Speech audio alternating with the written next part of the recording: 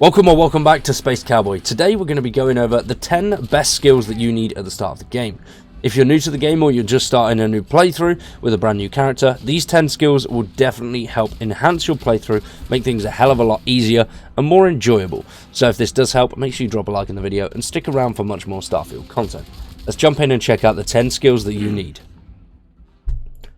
Now the first and most important one you want to get is lasers, and that is because this will save you a hell of a load of ammo, which in turn will save you a hell of a load of credits. Now the lasers skill works on laser rifles and of course the cutter, so if you're using the cutter that means there is no need for ammo, and as you can see here it increases by 10, 20, 30, and then laser weapons have a 5% chance to set a target on fire.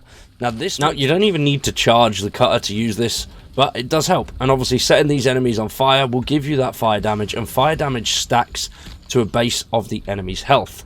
So if the enemy has higher health, you end up giving more fire damage to that enemy. That works really well against some of the bigger, higher end enemies, and works extremely well against pirates, Crimson Fleet, all of that stuff as well, not just the aliens. The next one you need is in the physical tree, and that is weightlifting.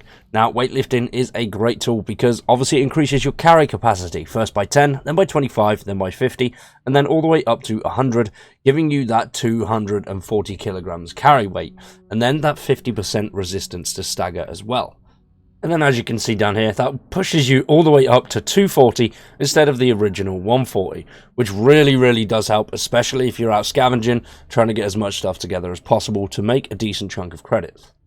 The next one you want is in the tech tree, and that is security, and that's because it allows you to lockpick items and break into certain areas which have high value loot normally locked behind them, or it enables you to skip some points of mission quests and actually break into rooms without having to steal keys from people, things like that. So it does speed things up quite a bit, and it is really helpful when it comes to looting items. Now, as you can see, rank 1, it just basically advanced locks, then expert locks, then master locks, and then when you get to rank 4, you can use a digipick to eliminate puzzle keys that aren't part of the puzzle. So as you can see here, you've got plenty of different puzzles, different keys. Now you can use the auto slot, which will slot one item in, and you need to bank these by completing several lockpicking challenges beforehand. And there we go, that's auto slotted 1, which has removed it for me.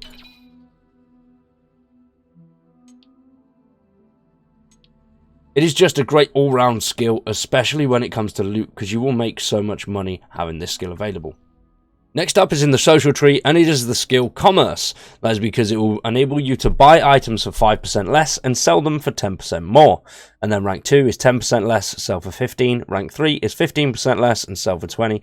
And then rank 4 is buy for 20% less and sell for 25% more.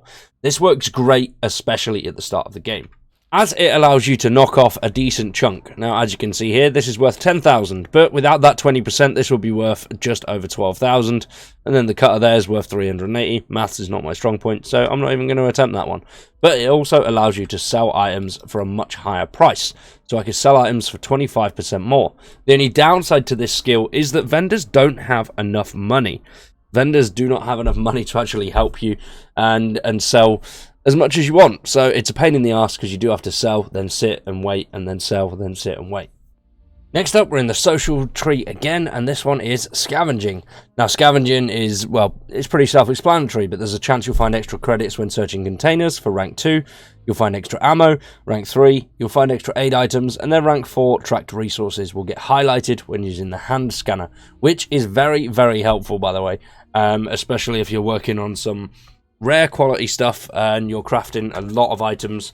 A lot of people don't really bother with the crafting stuff, but if you are one of those, this will come in handy.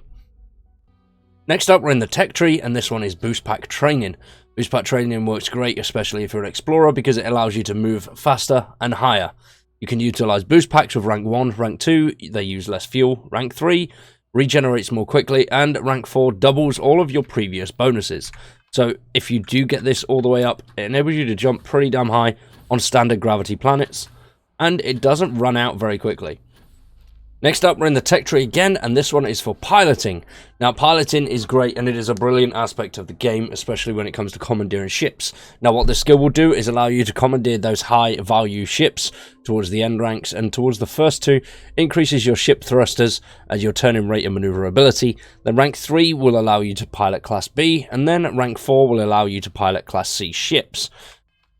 So if you go up to high level systems and you're taking out pirates, then you will easily be able to sit on any of the ships there.